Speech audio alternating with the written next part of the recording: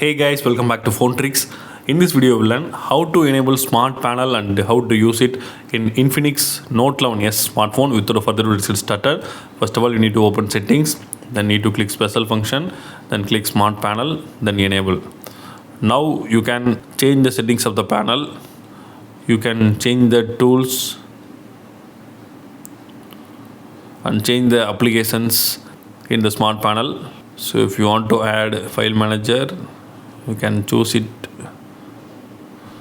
and change it to the tools side. Also you can add, if you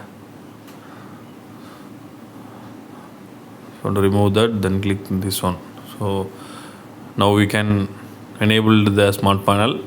So in order to access the smart panel, you need to swipe left from here like this.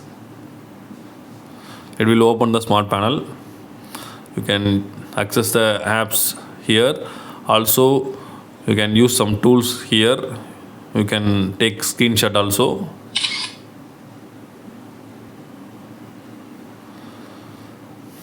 So that's all guys.